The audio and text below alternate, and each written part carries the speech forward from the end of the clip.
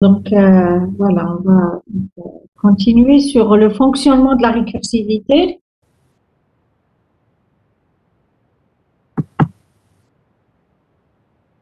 Voilà, donc on avait expliqué que le compilateur, à chaque fois qu'il y a un appel vers une fonction, qu'elle soit récursive ou pas, il y a une sauvegarde de contexte. C'est quoi ce contexte? On explique que le contexte, c'est déjà une adresse de retour, là où le programme ou le compilateur doit se brancher pour continuer l'exécution de la fonction appelante ou du programme appelant.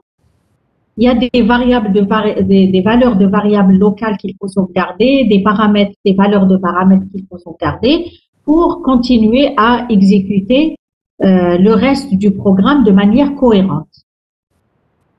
J'avais pris l'exemple du factoriel, j'avais dit il fallait sauvegarder les différentes valeurs de n, sinon on les perd. Parce qu'au retour, on a toujours besoin de multiplier ce qu'on a récupéré du niveau i plus 1. Quand on revient au niveau i, on a besoin de multiplier le résultat renvoyé par le niveau i plus 1 par la valeur de n. Mais quelle valeur de n? C'est la valeur de n qu'on aurait sauvegardée avant d'appeler le niveau i plus 1. Et encore une fois, comme les appels, les retours se font dans le sens inverse des appels, le compilateur, il utilise une pile parce que le premier contexte sauvegardé sera tout à fait à la base de la pile et le dernier contexte sauvegardé sera au sommet de la pile. Et quand il devra faire un retour, il devra d'abord commencer par dépiler le dernier contexte sauvegardé, continuer l'exécution, ensuite l'avant-dernier et continuer l'exécution, ensuite l'avant-avant-dernier, jusqu'à arriver à une pile vide. Et donc là, la structure la plus adéquate, c'est la pile. Voilà, donc schématiquement, c'était ça l'explication. Lorsqu'une fonction appelle une autre fonction ou là, un programme appelle une fonction, il faut toujours sauvegarder une adresse de retour et des valeurs de variables pour continuer l'exécution. Là, vous voyez, la fonction g, elle appelle la fonction f. L'adresse de retour, lorsqu'on aura terminé la fonction f, l'adresse de retour à G, je l'ai notée par A. C'est l'adresse de l'instruction 9 en mémoire de ma fonction G. Et lorsque la fonction F, vous voyez que F aussi, elle appelle la fonction H. Voilà. Donc, il y a des instructions qui seront exécutées au niveau de la fonction H. On termine la fonction H, on doit retourner d'abord vers la fonction F. Mais à quel niveau? On devra retourner à l'instruction 4 de la fonction F, juste après l'appel de H. Et cette instruction, elle a l'adresse A1, par exemple, en mémoire. Et cette adresse, elle a été sauvegardée par le compilateur. Et c'est pour ça, c'est de cette manière qu'il peut savoir qu'il faut revenir à cette instruction pour continuer l'exécution. Donc, rien de plus ici. À chaque appel, on sauvegarde le contexte nécessaire pour le retour. On récupère, donc ensuite, on restaure le contexte sauvegardé. Voilà. Et ceci reste valable aussi donc pour une fonction récursive où on a plusieurs niveaux d'appel de la même fonction avec des paramètres différents et peut-être parfois des adresses de retour différents. Là, avec les petites fonctions qu'on a faites, les adresses de retour, l'adresse de retour, c'est toujours la même. Je reviens toujours à la même instruction. Mais dans d'autres fonctions, il se peut que je ne revienne pas toujours à la même adresse. Une fois, je reviens à l'adresse A1, une autre fois, je reviens à une adresse A2. Ça dépend à partir de quel point j'ai fait l'appel de la fonction. Il se peut que j'ai deux appels récursifs dans une fonction, et donc si j'ai fait provoquer le premier appel, je reviens juste après le premier appel. Si j'ai provoqué le deuxième appel, je reviens juste après le deuxième appel. Et dans ce cas, en fait, l'adresse de retour, c'est pas toujours la même instruction. Donc il faut voir comment elle est écrite la fonction. Bon, donc ici, on continue sur la même idée, traduction d'un appel récursif, c'est-à-dire qu'est-ce qu'il y a lieu de faire, que fait le compilateur lorsqu'il y a un appel récursif d'un niveau i vers un niveau i plus 1. Donc, ce que fait le compilateur lorsqu'il y a un appel récursif du niveau i vers le niveau i plus 1, il sauvegarde, c'est-à-dire il empile les valeurs des variables locales et les paramètres du niveau i. Il sauvegarde aussi l'adresse de retour, donc le arrobas que je note toujours par adresse de retour. Ensuite, il change les paramètres d'appel. Voilà. et les valeurs des variables pour le niveau I plus 1. D'accord? Il affecte aux paramètres les valeurs qu'ils doivent prendre au niveau I plus 1. Donc, tout à l'heure, on avait une valeur de n à un niveau I, n égale à 4. Lorsqu'il faut faire un appel au niveau I plus 1, le n devient égal à 3, mais auparavant, on aurait sauvegardé, le compilateur aurait sauvegardé pour n la valeur 4, parce qu'il en aura besoin au retour.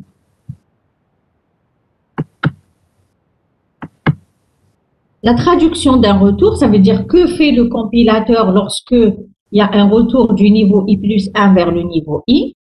Donc, si la pile est vide, il y a un retour au programme principal, donc le tout premier niveau, le niveau 0 qui a provoqué l'appel. Et là, on arrête. Sinon, si la pile n'est pas vide, il va dépiler l'adresse de retour, il va dépiler le contexte du niveau I, c'est-à-dire les valeurs des variables, etc. du niveau I qu'il avait sauvegardé. Il va exécuter l'instruction suivant le dernier appel. Donc, il va commencer par l'instruction qui suit l'appel. En fait, qui correspond à l'adresse de retour qui a été sauvegardée et qui vient d'être dépilée. D'accord? Bien sûr, quand il exécute avec l'instruction, s'il y a des instructions après, il va continuer à les exécuter. Il ne va pas s'arrêter à l'instruction d'adresse A. Vous savez que l'exécution d'un programme, elle est séquentielle. On exécute l'instruction qui se trouve à l'adresse A, on continue l'instruction qui se trouve à l'adresse A plus 1, A plus 2, etc. jusqu'à la fin du programme, bien sûr.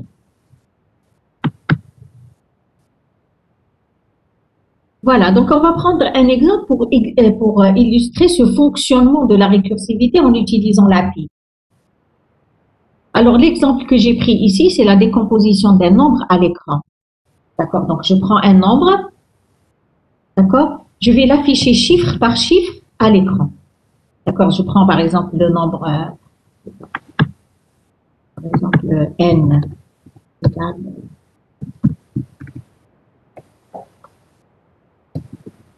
7, 6, 3, 8.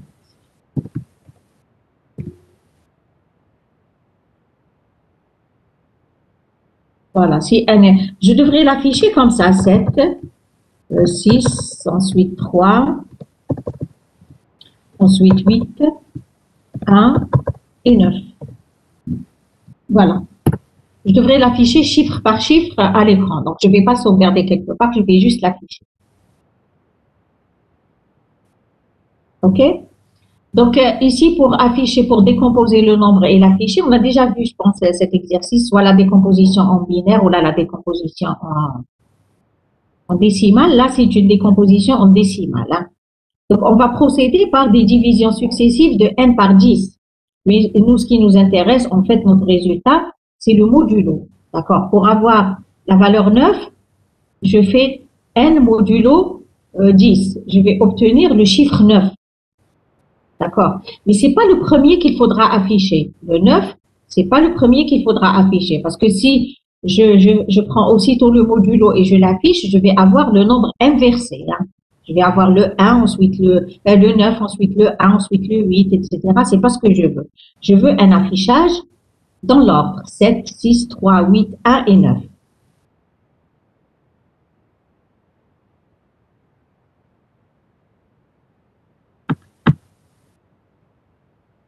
OK? Donc ici, on procède par des divisions successives de n par 10. On affiche à chaque étape le n modulo 10. D'accord? Le n modulo 10, c'est normal. Et bien sûr, le n, il va changer. Hein. Je n'ai pas écrit division successive, oui. Ça veut dire qu'à chaque fois, il faut prendre le n div 10. À chaque fois, donc, je prends le n div 10 et ce qui m'intéresse, c'est le modulo jusqu'à ce que n devienne égal à 0. Là, ce qu'il faut savoir, bon, je vais faire des appels récursifs à chaque fois avec n div 10, n div 10, n div 10 jusqu'à ce que n devienne égal à 0. D'accord? Mais ce qu'il faut savoir, ce qui est important, c'est que les affichages, je ne dois pas les faire avant l'appel. Je dois laisser les affichages au retour de la procédure pour avoir les chiffres affichés dans le bon ordre. C'est ce que je disais. Si j'affiche avant de diviser n par 10, si j'affiche aussitôt le modulo, je vais avoir le nombre inversé. D'accord? Donc, je laisse les affichages au retour des appels récursifs. Et là, je vais avoir les chiffres dans le bon ordre. Voilà. Vous regardez comment j'écris la fonction, la procédure, pardon. C'est juste un affichage, elle ne va rien retourner. Donc, c'est une procédure. Et en langage C, on va l'écrire de type void.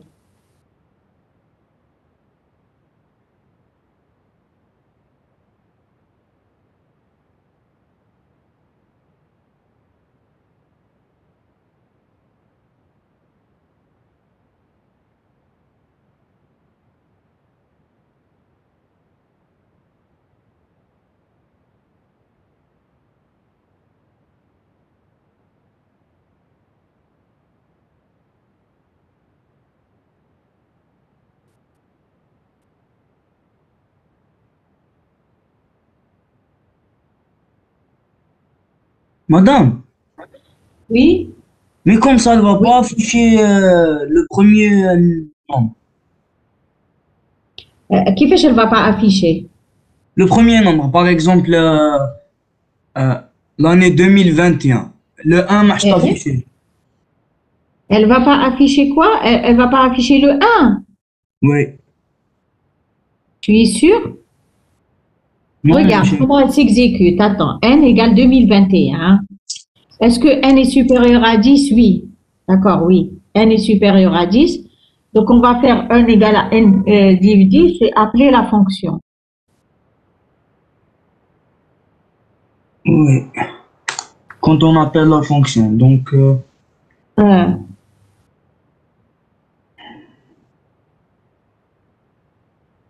mais normalement, il faut sauvegarder. Il faut sauvegarder d'abord le 2021 avant de faire le. Madame, on peut mettre NDIV 10 différent de 0.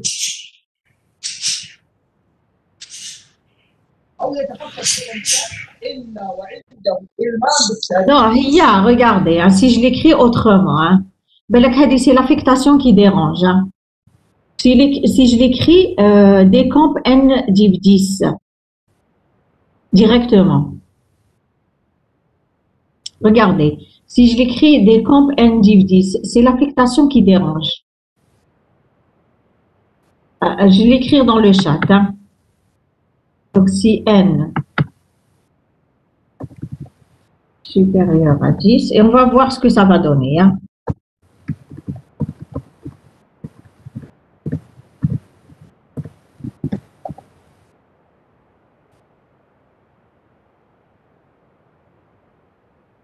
Voilà, au lieu de faire n égale n div 10, j'appelle décamp de n, je fais décamp n div 10, si n est supérieur à 10.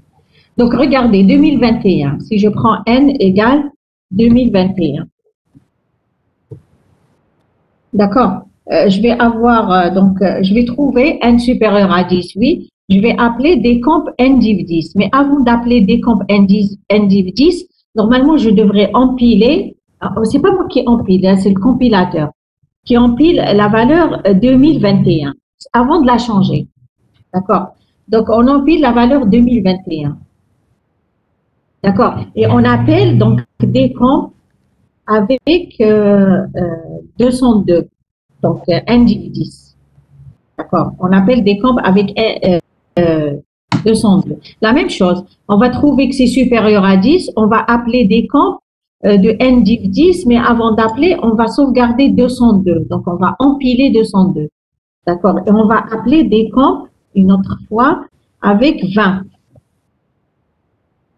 très rare, madame, très rare. نكمل ما تبحرليش لو فيل دقيقة أنا تاني دقيقة d'accord donc décamp de 20 ok décamp de 20 si n supérieur à 10 oui alors on va appeler décamp de 2 mais avant d'appeler décamp de 2 le compilateur il va sauvegarder la valeur 20 d'accord il va sauvegarder la valeur 20 on appelle décamp de 2 hein, suivez là est-ce que n est supérieur à 10 non Non. Quand j'appelle n décamp de 2, n n'est pas supérieur à 10. OK. On va faire quoi?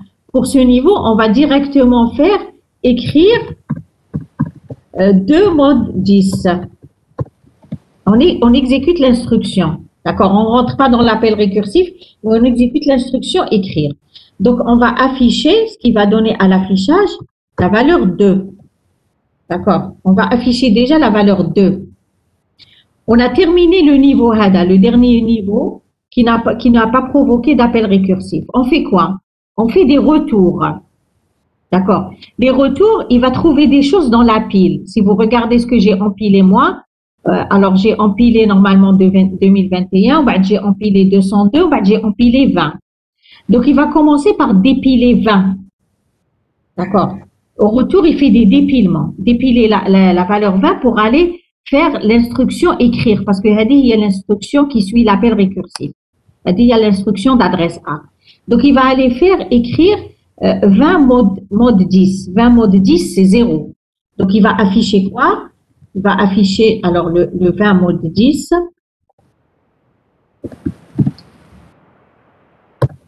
Donc, il va afficher 0. Donc, il a déjà affiché le 2, il affiche le 0. En bas, il va encore dépiler ce qu'il trouve au sommet de la pile. Il va trouver la valeur 202. 202, il va faire quoi de cette valeur? Il va afficher le modulo. Donc, 202 mode 10, qui va donner encore 2.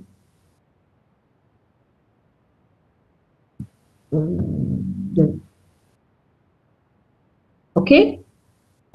Donc, il a affiché 2, 0, 2. Et il va encore dépiler ce qui reste dans la pile. On avait empilé la toute première fois, on avait empilé 2021, le premier N. Il va faire un mode 10. Et il va afficher la valeur 1. D'accord. Et du coup, il aura affiché 2, 0, 2, 1. Donc, il aura affiché 2021, mais décomposé. 2, 0, 2, 1. D'accord. Ce qu'il faut savoir, c'est que le premier mode qui est exécuté, c'est pour le dernier niveau. L'instruction écrire, elle est exécutée aussitôt pour le dernier niveau. Et il y a la première. En bas, on revient à la pile pour dépiler et exécuter le modulo. C'est vrai que l'instruction, elle dérange. N égale N div 10, on a l'impression qu'on change la valeur de N avant de faire l'appel. D'accord? Mais il faut sauvegarder. Il faut sauvegarder cette valeur. D'accord? Il faut sauvegarder cette valeur avant d'appeler décamp avec N div 10. Je vais changer l'écriture de la fonction, de la procédure. Oui, oui, jeune homme. Maintenant, je t'écoute. C'est bon, madame. C'est donc comme ça, voilà. Donc, il fallait juste que je termine l'explication. D'accord? Voilà. Maintenant, vous pouvez l'écrire autrement. Je pense que vous pouvez tester par rapport à n supérieur à 0. Non, il ne faut pas mettre écrire après le fancy. Hein. Non, non. Sinon, tu ne vas pas exécuter le premier. Si n est supérieur à 10, tu ne vas pas exécuter l'écriture alors qu'il faut l'exécuter. Maintenant, si tu préfères, tu peux écrire alors.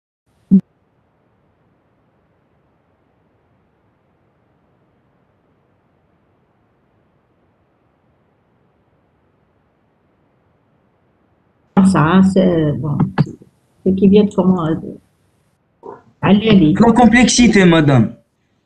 Tu peux écrire si n est supérieur à 10, alors décamp n div 10, et tu mets tout de suite après écrire n mode 10, d'accord? Et tu ajoutes un sinon.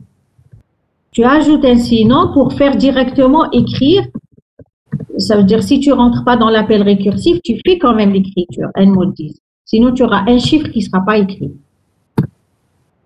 Voilà. Si n supérieur à 10, tu appelles décamp avec n div 10 et tu fais écrire n mode 10. Et dans le sinon, tu fais quand même écrire n mode 10. C'est pour ça que j'ai fait sortir du si. Parce que tu l'as fait dans tous les cas, l'instruction écrire. Voilà.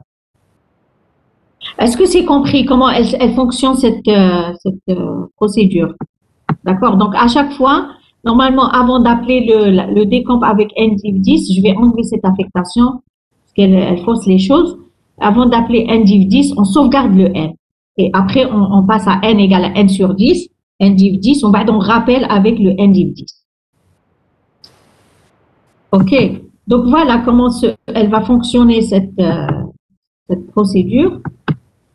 Voilà. Je vous dis là, je vais noter par A l'adresse de l'instruction écrire, parce que c'est là où le compilateur doit retourner quand il y aura arrêt des appels récursifs pour continuer les différents niveaux qui ont été interrompus.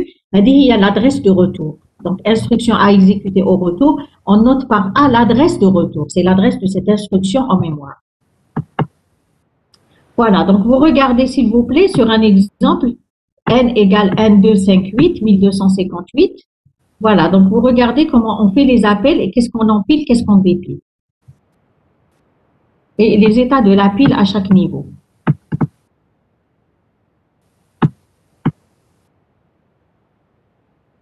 Et ça, c'est pas moi qui le fais. Moi, je ne fais qu'écrire ma fonction récursive.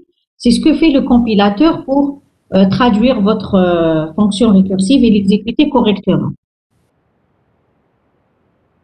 Donc, on appelle la première fois avec decamp 1258.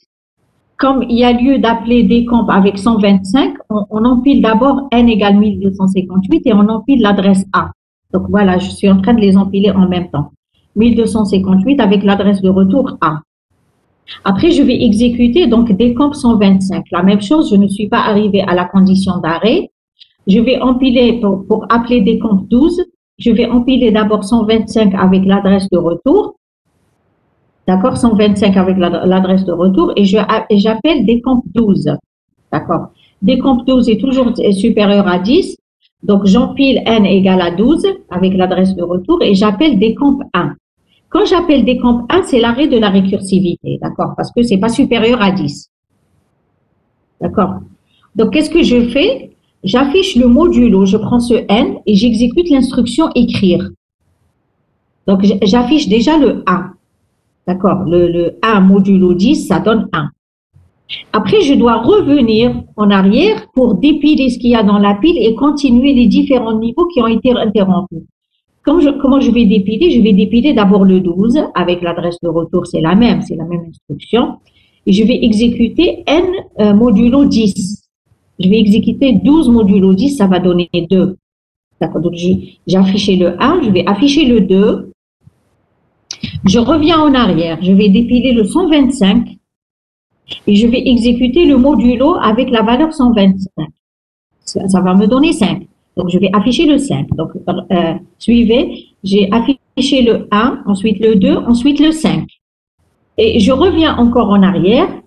Il va me rester juste 1258 avec une adresse de retour. Je vais dépiler le 1258. Je vais dépiler l'adresse de retour. Je vais trouver la même instruction, c'est l'affichage du modulo. Le modulo de cette valeur va donner 8. Et donc, je vais afficher en dernier le 8. Et mon affichage, il est correct. 1, 2, 5, 8. D'accord. Le chiffre, il a été décomposé à l'écran. Donc, on vous dit les états de la pile. Le compilateur sauvegarde les valeurs de n et l'adresse de retour à chaque niveau. Bon, c'est un cas très simple où l'adresse de retour, c'est la même. Et souvent, vous allez remarquer que l'adresse de retour, c'est la même. Mais je vous dis qu'il y a des cas, il y a aussi beaucoup de cas où l'adresse de retour, c'est pas la même. Si vous avez deux appels récursifs avec des conditions différentes, une fois j'appelle, je fais le premier appel, une fois je fais le deuxième appel. Donc, l'adresse de retour, c'est l'instruction qui suit l'appel correspondant, le premier ou le deuxième, ça dépend. Est-ce que c'est compris pour le déroulement sur cette valeur?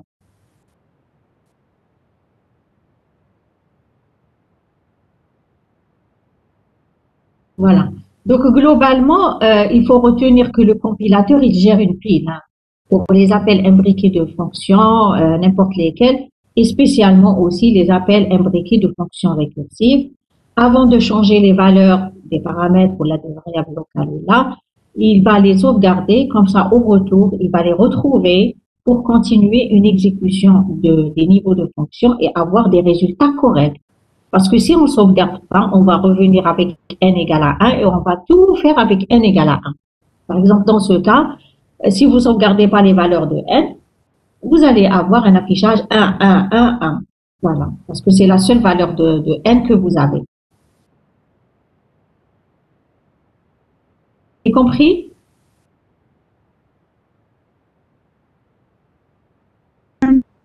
Donc, les empilements se font aux appels et les dépilements se font au retour. Bon, Bon, si je regarde la fonction factorielle, je reviens à ma fonction factorielle, c'est-à-dire la fonction tanique, au retour, quand on aura le résultat, par exemple, de fact de 2 ou là de fact de 3 ou là, il faut revenir pour le multiplier par n. Donc, si j'ai le résultat de fact de 2, je le multiplie par 3. Le résultat de fact 3, je multiplie par 4 et ainsi de suite. Et bien, comme j'ai dit tout à l'heure, d'où les valeurs de n, 4, 3, etc., elles sont sauvegardées dans une pile parce qu'il y a des choses à faire au retour.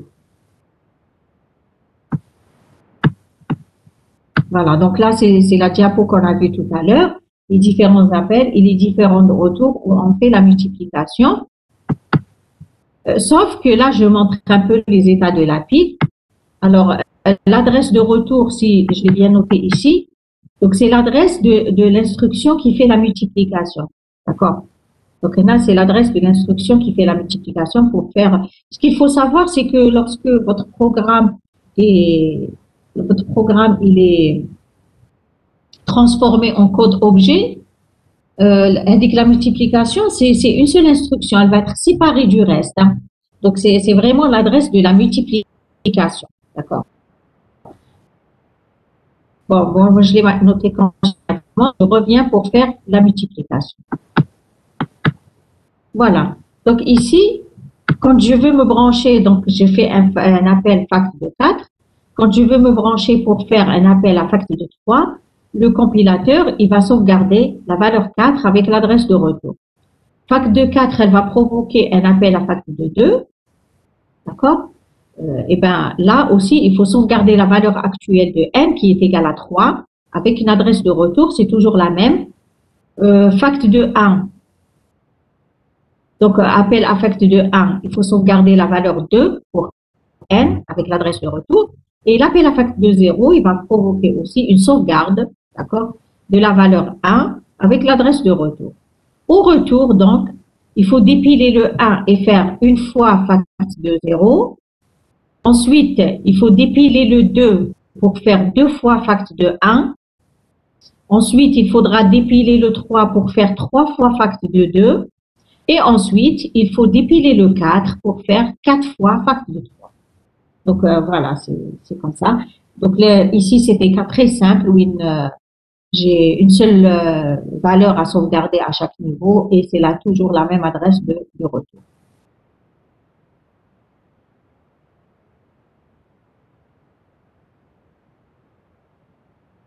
Maintenant, je vais vous poser la question. Lorsque le compilateur, lorsqu'il n'y a rien à faire au retour, tout à l'heure, on avait vu avec la fonction palindrome.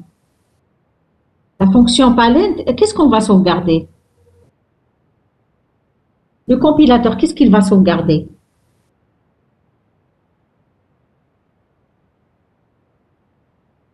Je reviens à la fonction palindrome.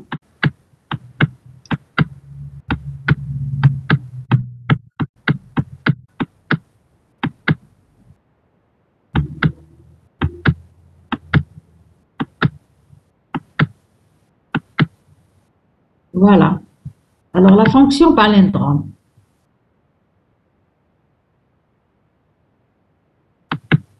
Voilà.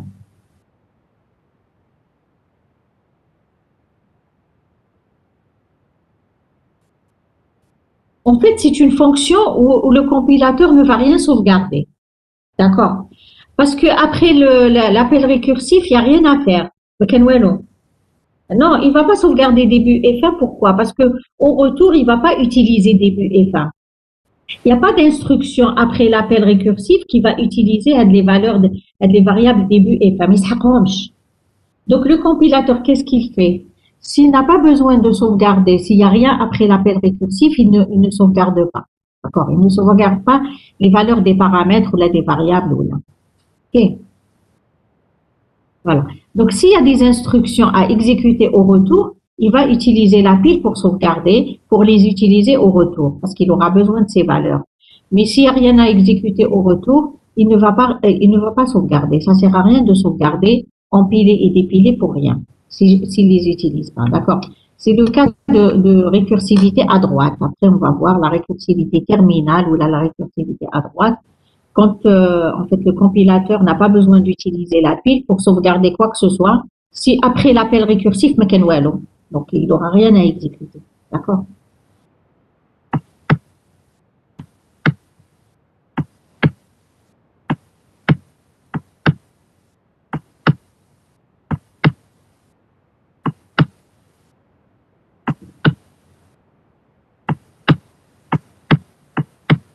Et sinon, là, c'est vrai que ça prête à confusion. Quand je fais n égale à n div 10, on dirait que je change la valeur de n ou ben j'appelle décompte de n. Et là, je ne vais pas sauvegarder la bonne valeur. Hein, donc, je vais modifier cette fonction. Hein. Vous notez que je vais modifier cette procédure. Sinon, ça va fausser les choses. Moi, je voulais juste vous expliquer un peu mieux que, comme quoi le n, il est transformé en n sur 10, mais c'est pas bon. Est-ce que c'est clair pour le fonctionnement, la gestion de la pile dans le cas d'appel récursif? Est-ce que vous avez des questions par rapport à ça?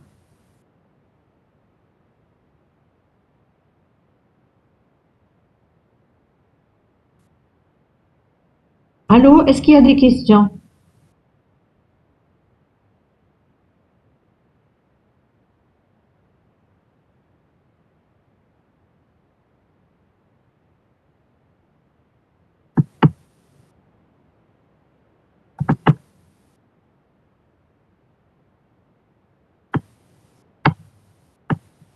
J'attends vos réactions.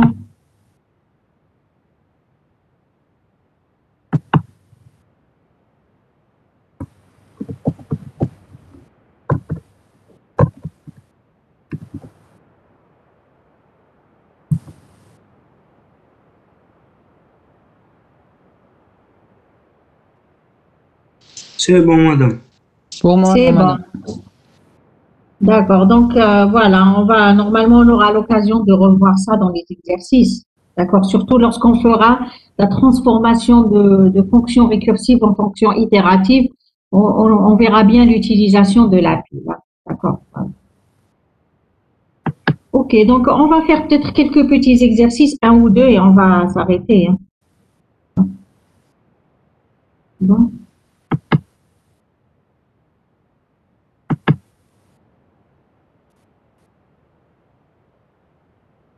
Donc, je vais partager quelque chose. Je vais partir l'exercice.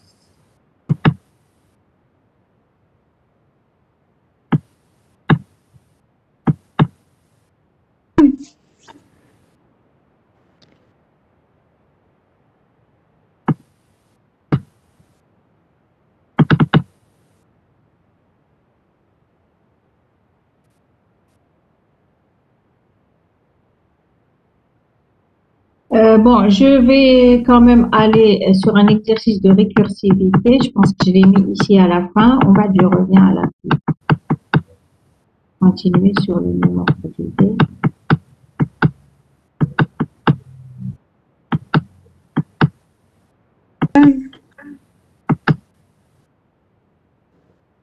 Voilà. Là, je reprends le même exercice bon, pour continuer toujours sur la récursivité. En plus, c'est le même exercice. Et là, on demande de prendre le nombre et le décomposer dans un tableau. D'accord. Tout à l'heure, on avait décomposé à l'écran. Là, si on veut décomposer le nombre dans un tableau, et donc le résultat serait le tableau qui va contenir dans chaque case un chiffre du nombre. Est-ce que vous pouvez m'écrire rapidement la fonction? Madame, à la place d'écrire un mode 10, on fait des affectations. Tu fais des affectations, comment? Tu m'écris, s'il te plaît.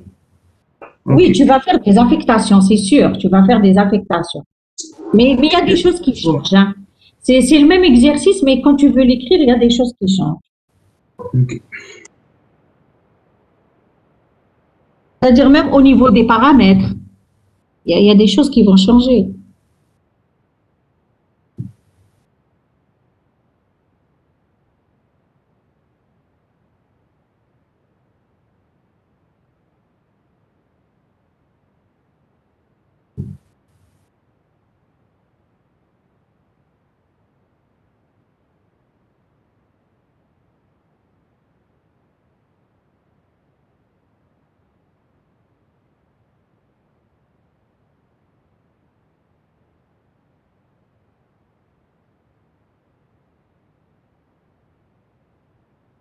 Donc, on vous dit, vous allez décomposer ce nombre dans un tableau de taille inférieure ou égale à 10. Bon, on suppose que votre nombre ne va pas contenir plus de 10 chiffres, hein, c'est tout.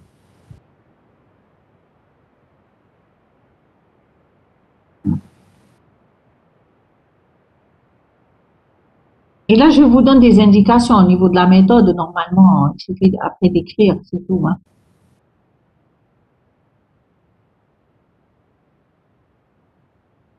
مثلا في لي بارامتر عندك لو اكس عندك لو طابلو وعندك لو اي Oui, voilà, tu vas avoir 3 paramètres, voilà, exactement. واشاك فوا تعيط للطابلو باكس ديف 10 و اي موان 1.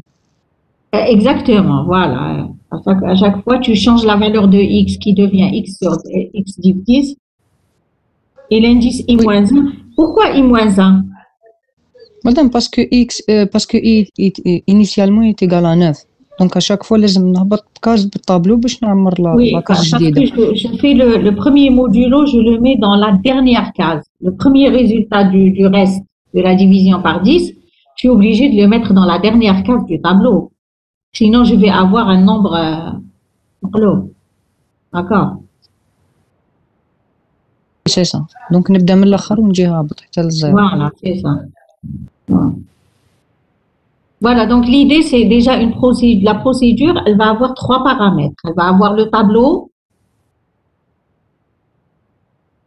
D'accord? Elle va avoir le x qui va changer à chaque fois en x div 10.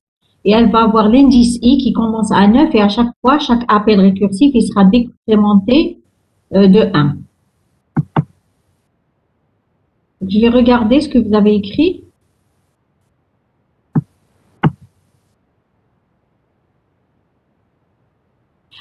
Alors, le i égale 0, non, hein, attention, mais je suis dans la fonction. Le i égale 0, pas à l'intérieur de la fonction, parce qu'à chaque appel, sinon, à chaque fois que tu reviens, tu vas mettre i égale 0.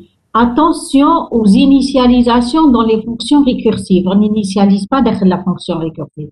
Parce que cela veut dire, à chaque fois que tu reviens pour exécuter un niveau, tu vas remettre tes variables à la valeur initiale. D'accord? C'est i-1, voilà, c'est n div 10. Et puis, il te faut le tableau en entrée-sortie. Attention, dans ta fonction décamp. Il te faut le tableau. C'est un paramètre important. Il doit entrer dans un état, il doit ressortir avec un autre état. Le tableau, c'est important. Madame, les tableaux, normalement, دايما entrée-sortie. في اللونغاج سي ما تقدرش ديرهم غير en entrée. En langage C, mais on a dit, en algorithmique, je te permets de mettre en entrée T de type table si tu veux afficher uniquement le tableau. Là. Mais là, c'est important. Là, tu dois noter que c'est en entrée-sortie parce que c'est un tableau que tu vas utiliser avec un état en entrée et que tu vas faire sortir dans un autre état. Il va changer. À chaque fois, tu vas ajouter une valeur dans ce tableau. Tu vas modifier une valeur.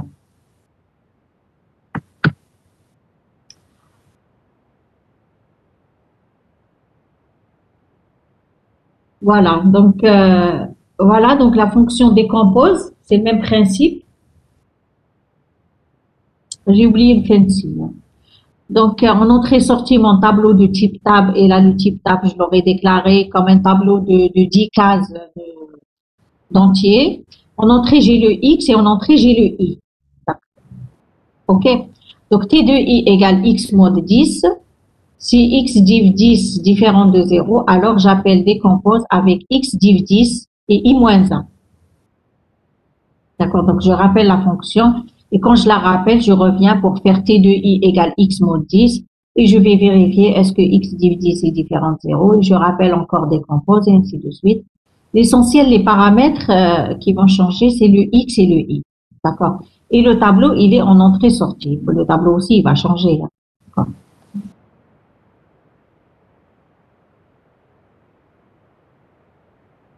OK? Donc, regardez l'exemple. Je donne x égale un nombre, donc 5, 6, 4, 7, 21. Et je vous dis que initialement, i égale à 1, 9, et le vecteur t est initialisé à 0. Alors, donc, partout, il y a des zéros. Donc, le premier rappel. Oui. Madame, هنا dernière valeur ما sauvegardeش في الطابلو puisqu'il a x égale il a زعما x égale 5 x 5 div 10 égale 0 donc ما يسوفغارديهاش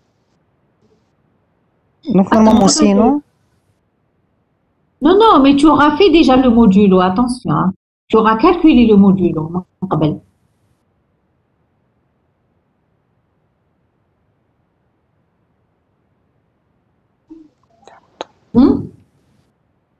Si tu prends 5, 6, 4, d'accord. Tu commences par faire le modulo, tu vas mettre 4. D'accord, tu vas mettre 4 dans la dernière case. En fait, est-ce que 5 x div 10 différent de 0? Oui, tu vas avoir 56. Tu vas appeler avec 56. Tu vas faire le modulo d'abord. Tu vas placer le 6. D'accord? Après, tu vas regarder 56 div 10, c'est différent de 0. Oui, c'est 5. Tu vas appeler avec 5. Décompte avec 5. Et tu vas faire d'abord le modulo. Tu vas placer le 5. En fait, tu vas essayer d'appeler avec 5 div 10. Tu vas trouver que c'est 0, tu n'appelles plus. Et tu auras placé déjà le 5. Hein. D'accord, oui. Donc, on affecte قبل ما Et tu es en train d'affecter avant. Ça dépend comment tu écris ta fonction. Hein. D'accord? Oui. C'est pour ça qu'il faut prendre quand même la peine de dérouler sur un petit exemple. Donc, ici, j'ai pris ce nombre 5, 6, 4, 721. Voilà, premier appel, c'est avec tout le nombre et l'indice 9. Donc là, on va faire T de 9 égale X mod de 10, ça veut dire 1. Et après, on va rappeler. Donc, on va rappeler avec 5, 6, 4, 72. Et l'indice 8. La même chose. On va faire le modulo de ce nombre et on va le placer à l'indice 8. Donc, on va placer le 2. Donc, vous voyez, j'ai mis en noir. Hein. Après, on va rappeler avec le div 10 de ce nombre. On va avoir le nombre 5647 et l'indice 7. On va faire le modulo, on va récupérer la valeur 7 dans l'indice 7. La même chose, 564. Au niveau de l'indice 6, on va récupérer la valeur 4. Le modulo de 564, c'est 4 au niveau de l'indice 6. Et donc, la suite aussi. Donc, après, je prends le modulo de 564, qui veut dire le div. Je vais prendre 56. Le modulo de 56 à l'indice 5, donc je vais avoir la valeur 6. Et enfin, la dernière valeur, donc je vais faire son modulo, je vais obtenir la valeur 5 au niveau de l'indice 4, mais je n'appelle plus parce que 5 div 10 donne 0. Voilà. Donc 5 div 10 est égal à 0, je fais un arrêt.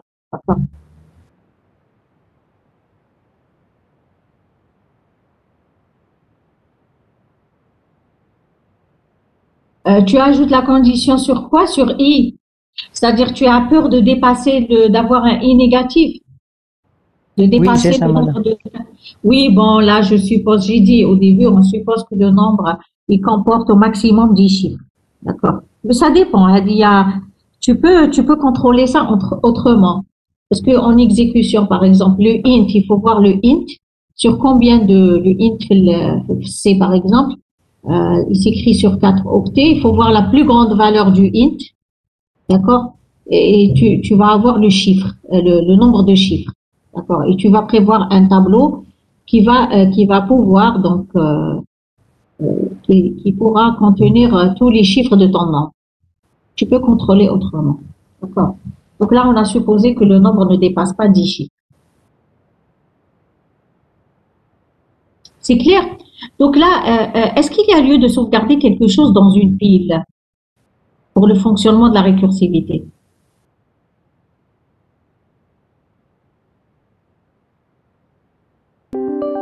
Le dernier point qu'on a vu dans le cours.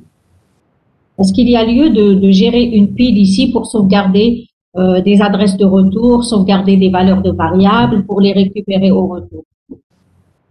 Non, madame. Non, c'est un autre exemple aussi, donc c'est un autre exemple de récursivité terminale. Quand je dis récursivité terminale, ça veut dire après l'appel récursif, il n'y a rien à exécuter dans la fonction et donc il n'y a pas de contexte à sauvegarder. D'accord. Donc Là, le résultat, c'est votre tableau qui rentre et qui sort à chaque fois modifié, à chaque fois modifié, à chaque fois modifié. Et vous allez retrouver la dernière version de votre tableau, c'est-à-dire ce que j'ai mis ici à la dernière ligne. Là, où est le résultat. D'accord. Voilà. Donc, c'est une sortie de la fonction, c'est une sortie du dernier appel de la fonction.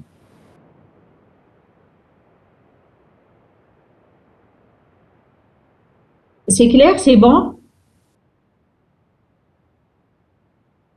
Oui, madame. OK. Donc là, on va faire peut-être un petit exercice sur les piles.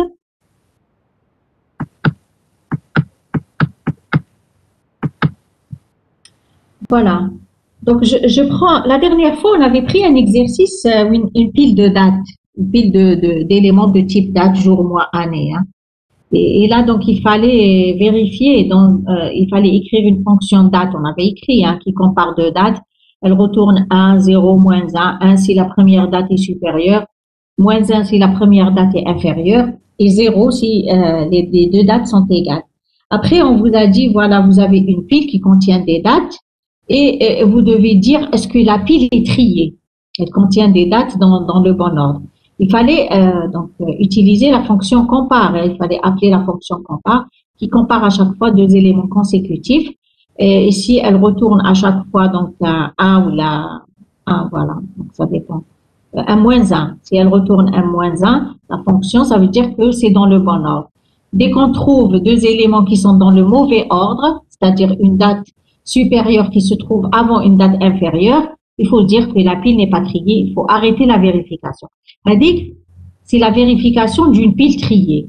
Là, c'est un autre exercice, on vous demande de faire le tri d'une pile. On vous donne des valeurs entières qui ne sont pas dans l'ordre et on vous dit trier la pile. D'accord? Bon, c'est sur l'exemple, c'est-à-dire que vous devez avoir ça. Bon, vous avez une pile. Voilà. Vous avez une pile qui n'est pas triée, la pile A, et on veut arriver à une pile B triée dans l'ordre croissant. Donc, la valeur moins 30, ensuite la valeur moins 20, ensuite la valeur 5, ensuite 11, ensuite 14, ensuite 28 et ensuite 65.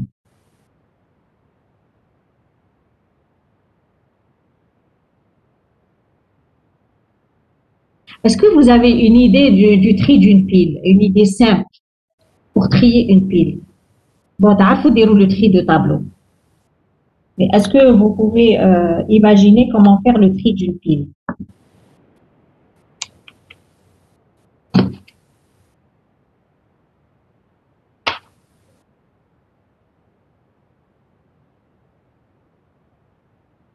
Si je veux une pile, par exemple, dans l'ordre croissant.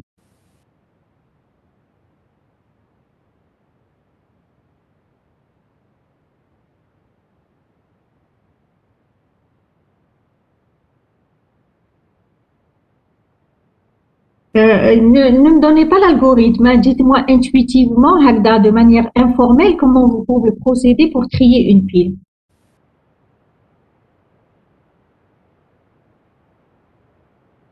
Madame, Oui. madame, on dépile de A et on met dans B et Et on sauvegarde deux éléments, le sommet de A et un élément intermédiaire. c'est quoi l'élément intermédiaire? Le sommet précédent. Bon, pourquoi? Bon, par exemple, نحو moins 30, نديروه Ah. في X, un variable X. Dans X, oui. Moins 30 dans X, oui. Après, on le compare avec le 11, le sommet de A. Hein? Hein? بعد le minimum نديروه في B. Voilà. En fait, l'idée, c'est de chercher le minimum, disons. Hein. Bon, ça dépend, le maximum ou le minimum. L'idée, c'est de chercher le minimum. Moi, je prends la pile A. Je vais chercher le minimum dans cette pile. Donc, comment chercher le minimum? J'utilise une variable X ou la mine. Bon, je vais l'appeler mine. D'accord. Je dépile la première valeur dans mine. Donc, je vais dépiler la valeur moins 30. Et je vais comparer à toutes les autres valeurs. Pour comparer à toutes les autres valeurs, il faut utiliser une pile intermédiaire. D'accord, une pile C, parce que les A ou B. D'accord. Donc, les deux piles intermédiaires. Il me faut deux piles, justement. Voilà. Donc après, je vais comparer. Je vais trouver que moins 30, il y a la plus petite valeur. C'est bon. D'accord. Donc, avec la valeur moins 30 que j'ai trouvée comme minimum, je vais la mettre dans une pile C. D'accord. Je la sauvegarde, mais je comparer. Donc, il prend les autres valeurs. D'accord. Je vais prendre la valeur 11, par exemple. D'accord. La valeur 11 ou n'importe laquelle, d'accord. Je vais prendre la valeur 11 et je vais dire, il y a le minimum. En fait, je vais la comparer avec tout le reste. Je vais trouver que moins 20, il y a le minimum. D'accord. Donc, la valeur moins 20, je vais la mettre aussi au-dessus de la valeur moins 30, la pile résultat. La même chose, je vais continuer avec toutes les valeurs. La valeur 11, je vais la comparer avec tout le reste. Je vais trouver cette fois-ci que la valeur 5 est صغيرة. Donc, le minimum, je vais encore l'empiler dans ma pile résultat. Donc, à chaque fois, je suis en train de chercher le minimum parmi n, ou le minimum parmi n-1, le minimum parmi n-2, et je mets dans la pile résultat. Dès la pile résultat, je vais l'inverser. Je vais l'inverser dans la pile A, mais je l'ai vraiment au minimum parce que sinon, je l'aurais une pile triée selon l'ordre décroissant. D'accord. Donc, pour faire le tri d'une pile, je n'ai pas le choix, il me faut deux autres piles. Hein. Une pile où je vais sauvegarder le résultat et une pile que je vais utiliser pour empiler, dépiler, comparer, etc. Voilà.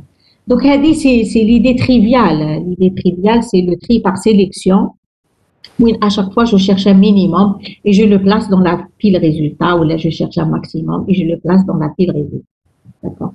Mais là, on vous donne un autre algorithme, l'énoncé d'un exercice. On vous donne un autre algorithme, on vous dit utilisez cette méthode. D'accord. On vous donne une pile A et on vous dit le programme doit retourner une pile B qui contient donc les éléments triés avec le minimum au sommet. Donc, c'est un tri dans l'ordre croissant.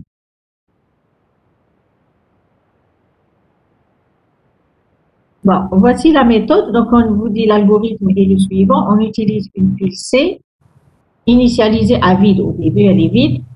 Après, on vous dit, tant que la pile A n'est pas vide, on considère les deux cas suivants. Si la pile B est vide, ou alors le sommet de A est plus petit que le sommet de B. On retire l'élément au sommet de A pour l'empiler dans B. D'accord. Donc, il y a deux cas. Soit la pile B est vide, ou alors le sommet de A est plus petit que le sommet de B. On dépile de A et on met dans B. Et ensuite, on va sur la pile C.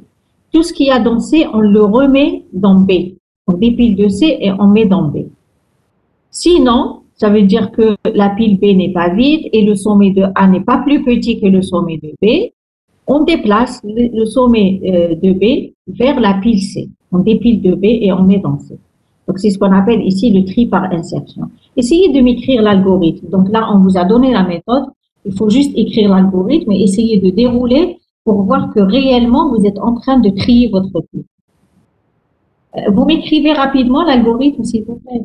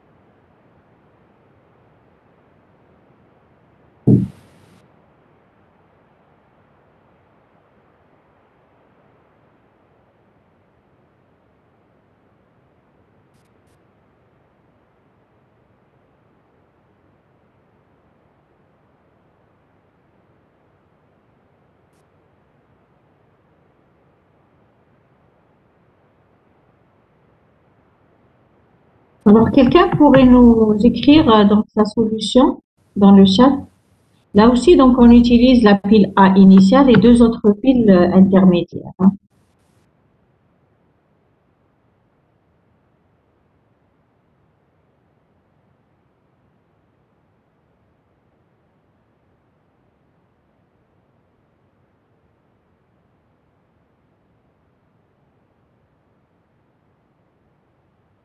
Non, c'est pas ça c'est pas ça l'algorithme. Hein. Dry, c'est pas ça l'algorithme. Faut bien lire l'énoncé. On vous a donné l'algorithme. Non, c'est pas ça. Ou la pile B, voilà.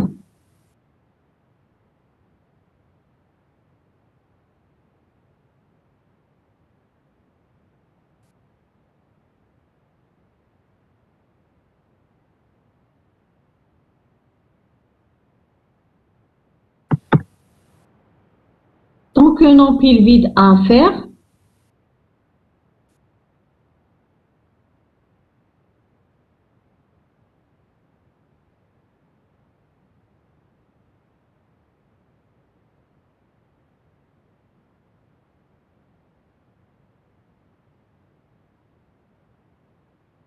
non, le principe, il est donné dans l'algorithme. Hein. Regardez, on vous dit tant qu'un empile vide A, tant que la pile A n'est pas vide, on considère deux cas. Deux cas. Si la pile B est vide, ou alors le sommet de A est plus petit que le sommet de B. D'accord? On vous dit, on dépile de A et on met dans B. Ensuite, on va sur la pile C et tout ce qu'il y a dans C, on le met dans B. Si la pile C n'est pas vide. D'accord? Donc, moi, si je veux écrire tout simplement, ce qui est décrit dans la méthode, tant que, parce que ça, c'est l'énoncé, hein, c'est l'énoncé de l'exercice, je l'ai repris. D'accord? Tant qu'un empile vide de A, d'accord? Alors, qu'est-ce qu'on fait? Alors, si on vous dit, le premier cas, si pile vide de B, pile vide. Bien sûr, au début, il faut initialiser la pile B et la pile C. Hein. Si pile vide de B ou le sommet pile de A est inférieur au sommet pile de B. Je ne fais que lire la méthode. Hein. Donc, si pile vide de B, ou alors le sommet de A est plus petit que le sommet de B, alors ce qu'il faudra faire dans ce cas, dépiler de A, qui est une valeur qui est plus petite que celle de B, dépiler de A, et empiler dans B. Mais c'est pas fini. Dans ce cas, avec cette condition, c'est pas encore fini. Il faut aller dans la pile C. Donc, tant que l'empile vide C, si la pile C n'est pas vide, tant que l'empile vide C, initialement, vous allez la trouver vide parce que vous venez de l'initialiser. Tant que l'empile vide C, faire, alors dépiler de C et mettre dans B.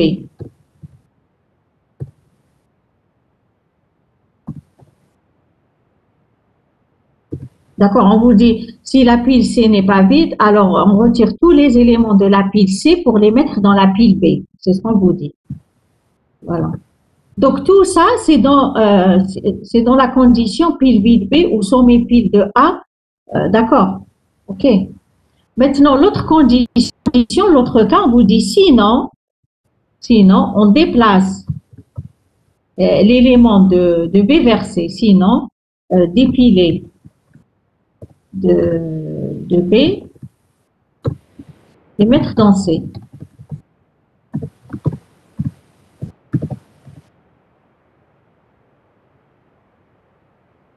D'accord. Et puis, vous fermez la boucle. Et ça, vous allez le répéter. D'accord. Vous allez le répéter jusqu'à ce que la pile A devienne vide. D'accord. Voilà. À la fin, si je veux que la pile A soit triée, je fais A égale à B. Sinon, ça veut dire que le résultat, il est dans B. Oui, je fais l'affectation. multiplication A égale à B parce que la B sera triée.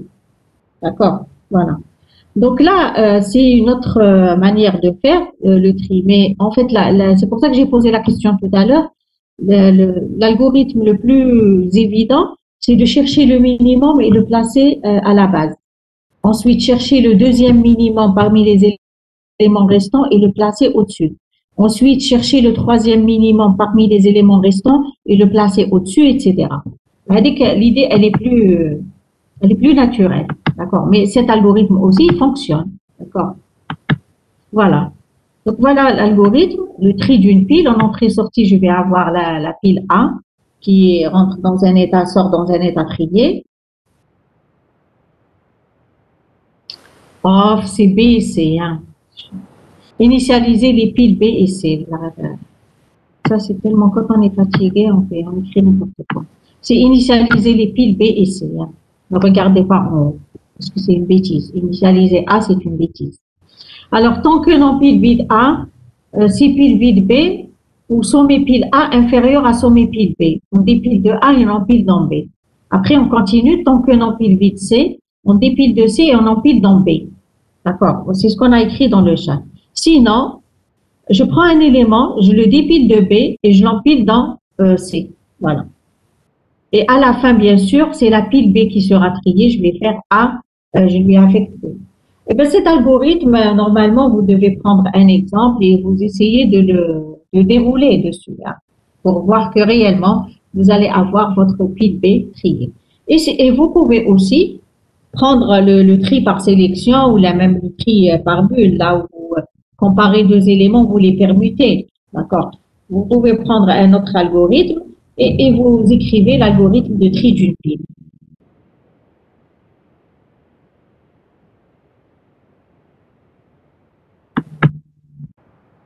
OK. Donc ici, si on veut commencer le déroulement sur cet exemple, bon, la pile B, initialement, elle est vide. La pile C, elle est vide. Donc, si pile vide B, on va dépiler de A et on va empiler dans B. Donc, on va dépiler moins 30, on va le mettre dans B. D'accord? Après, on va trouver que la pile C est vide. On va rien faire. On revient. D'accord? Tant que l'empile vide de A, si pile vide de B, non, la pile B n'est pas vide. On va regarder, est-ce que le sommet de A, qui va être le 11, est plus petit que le sommet de B, c'est-à-dire la valeur moins 30. Non. D'accord. Le sommet de A n'est pas plus petit que le sommet de B. D'accord. Il faut dépiler de B et mettre dans C. Donc, la valeur qui a moins 30 dans B, il faut la mettre dans C. Et ainsi de suite. Il faut juste suivre l'algorithme. Donc là, on vous demande de dérouler l'algorithme sur l'exemple.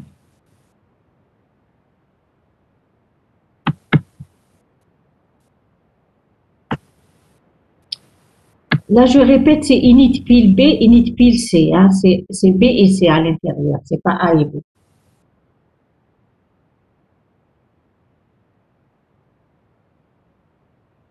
Est-ce que vous avez compris l'algorithme?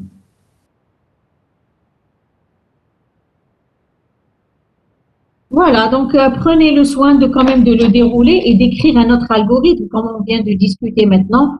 L'algorithme du tri par sélection, par exemple, il est simple, ou même le tri par bulle. Et vous pouvez faire le tri d'une pile en utilisant les tris usuels avec les tableaux. Hein. Donc, on ne va pas inventer un algorithme de tri. Hein.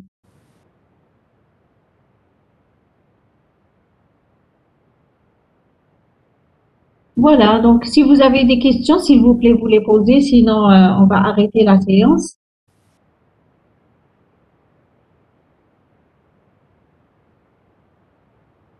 Il reste l'exercice 3 sur les piles. Essayez de le préparer, s'il vous plaît.